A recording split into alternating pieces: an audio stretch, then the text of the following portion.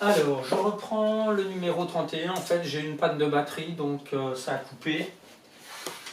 Alors, le numéro 31, vérifions si A égale B. Alors, comme je disais, a priori, c'était... Enfin, c'est pas a priori, c'était égal pour x égale 1 et x égale 3. Alors, on peut déjà essayer de réduire pour observer. Alors là, 2 fois x, c'est 2x. Plus 1, x plus x, c'est comme si on a un x plus un x, donc cela se réduit, ça fait 2x. Et là, on peut encore réduire, 2x plus 2x, ça fait au total 4x, plus 1. Ensuite, pour b, on peut réduire, 2 plus 2, ça fait 4, et x fois x, d'après le cours, ça fait x au carré. Donc déjà, on observe que les deux expressions ne vont pas être toujours égales, parce que ceci n'est pas égal à cela. Maintenant, il faut le prouver. Pour le prouver, on va trouver un exemple numérique pour lequel ça ne fonctionne pas, ce qu'on appelle un contre-exemple. Alors, on ne va pas prendre ni 1 ni 3, puisqu'on sait que c'est égal pour 1 et 3. On va essayer avec une autre valeur simple. Pour x égale 0, grand A, ça nous fait 4 fois 0, plus 1. 4 fois 0, 0, plus 1, 1. Ici, B, ça nous fait 4 plus 0 au carré. 0 au carré, on sait que c'est 0 fois 0. 0 fois 0, 0. Donc il nous reste 4.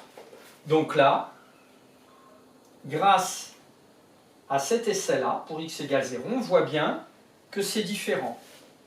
Donc, comme 1 différent de 4, ce contre-exemple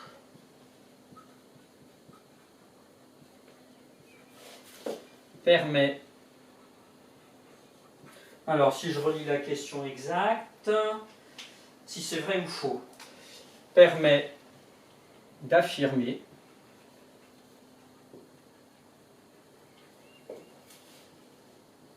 que A égale B est faux.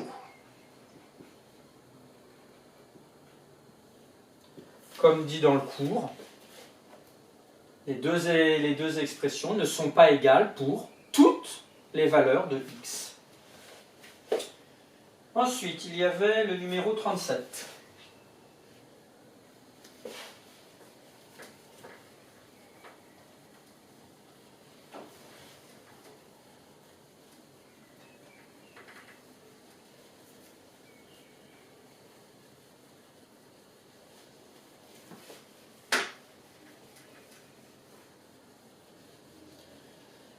Alors, numéro 37.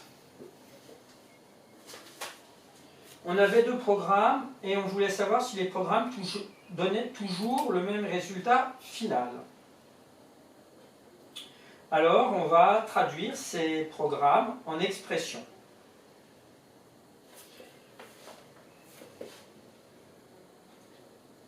Donc, vérifions ou trouvons si les résultats sont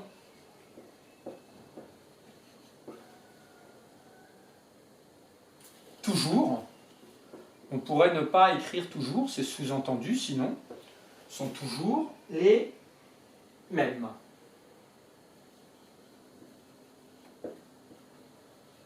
Si on a toujours le même résultat.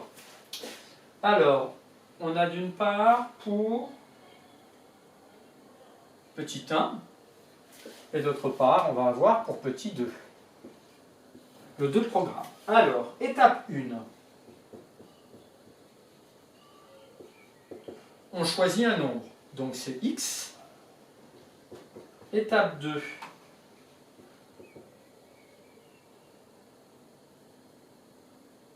On ajoute 13 et on ajoute le nombre choisi. Donc on ajoute 13 plus le nombre choisi. Et donc, le résultat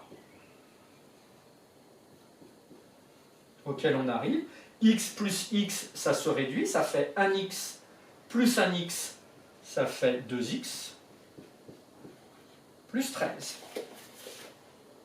Pour le programme 2, on choisit un nombre. Donc l'étape 1, c'est bien d'écrire étape 1, étape 2, etc. Pour les années futures, ce sera utile. Le multiplier par 2, donc ça fait x fois 2, qui peut s'écrire, plus simplement 2x. Et ajouter 7 et ajouter 6. Donc, étape 3, on ajoute 7 et on ajoute 6. Le résultat auquel on arrive, ça fait 2x, 7 et 6, 13.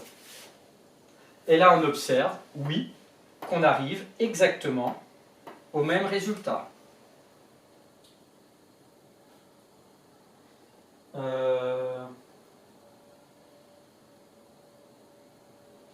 On obtient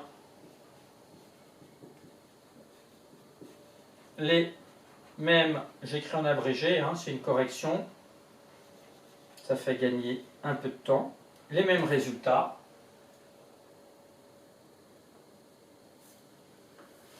Donc,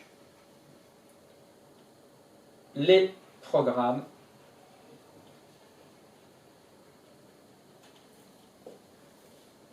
donnent toujours, là aussi j'écris en abrégé, le même résultat. Voilà.